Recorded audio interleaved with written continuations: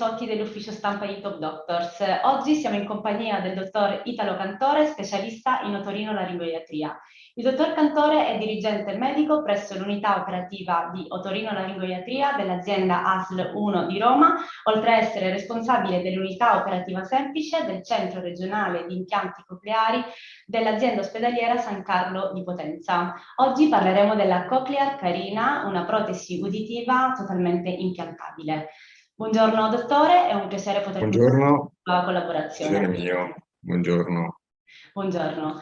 Per cominciare le chiedo che cos'è la protesi uditiva Cochlear Carina, a cosa serve e come funziona? Sì, la protesi totalmente impiantabile Cochlear Carina è un dispositivo che viene appunto totalmente impiantato con una procedura chirurgica completamente all'interno dell'orecchio del paziente al di sotto della cute della regione retroauricolare.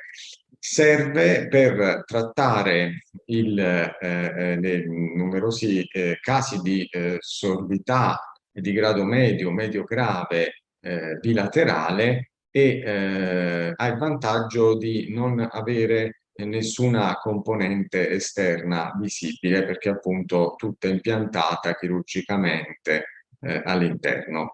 È dotata di varie componenti, un circuito principale con una batteria ricaricabile, un microfono sottocutaneo ed un trasduttore effettore che è stabilizzato, viene stabilizzato a contatto con la catena degli ossicini.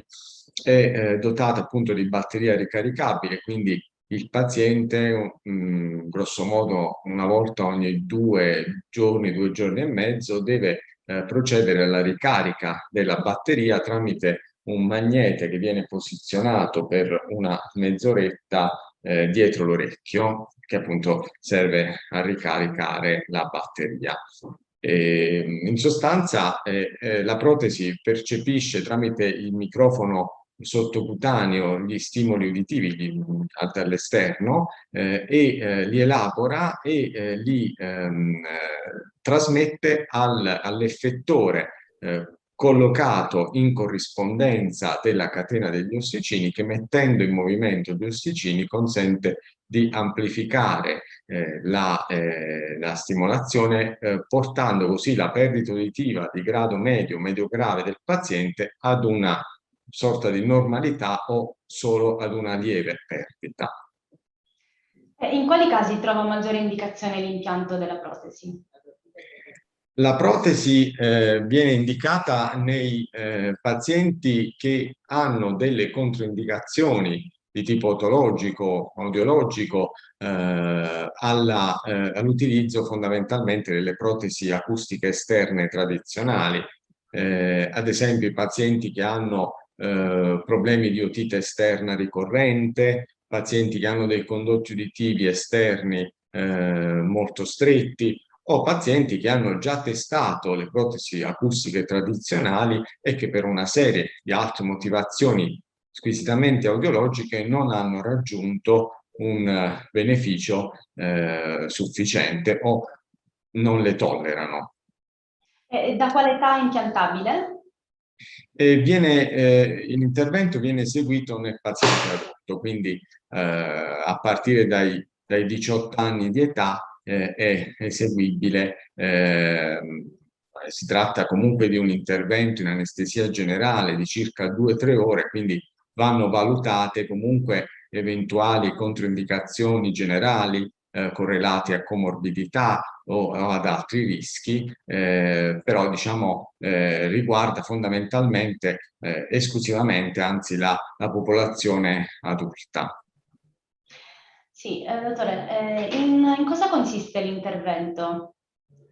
Dunque, l'intervento consiste in una fase di incisione della cute della regione retroauricolare, quindi vengono prima tagliati un po' i capelli dietro l'orecchio, viene fatta un'incisione e viene alloggiato al di sotto della cute la componente principale con i circuiti e la batteria, insieme al microfono sottocutaneo che viene posizionato di solito in corrispondenza della punta della mastoide, quindi sempre dietro l'orecchio. Queste strutture vengono fissate tramite l'allestimento di una nicchia ossea e delle fissazioni con delle viti in titanio, mentre viene poi stabilizzato il trasduttore allestita una nicchia ossea all'interno dell'orecchio medio fino a porre a contatto questo effettore, questa sorta di pistoncino, con la catena degli ossicini, in genere con il corpo dell'incudine, per consentire appunto l'amplificazione della stimolazione uditiva. E la fase post-operatoria è abbastanza agevole, nel senso che si fanno delle medicazioni compressive, un po' di terapia medica, e il paziente a distanza di circa un mese e mezzo, il tempo necessario all'osteointegrazione e alla stabilizzazione del dispositivo, viene poi sottoposto alla procedura di attivazione che gli consente poi di sentire bene. E in generale, quindi, quali sono i vantaggi che l'impianto Cochlear Carina ha rispetto ad altri dispositivi tradizionali? Beh, ci sono numerose sordità nelle quali diciamo, non è possibile adottare dei trattamenti protesici tradizionali esterni o per via delle controindicazioni di cui abbiamo fatto cenno prima, il paziente non può essere sottoposto ad altri tipi di procedure. Quindi in questi casi c'è il vantaggio di avere una correzione della ipoacusia che consente al paziente di sentire e capire le parole anche a bassa intensità e anche in presenza di rumore di disturbo di beneficiare di questo vantaggio sempre senza avere nessuna componente all'esterno, perché la protesi è totalmente invisibile, e soprattutto quella anche estetica e pratica di poterla utilizzare anche in determinate condizioni in cui la protesi tradizionale non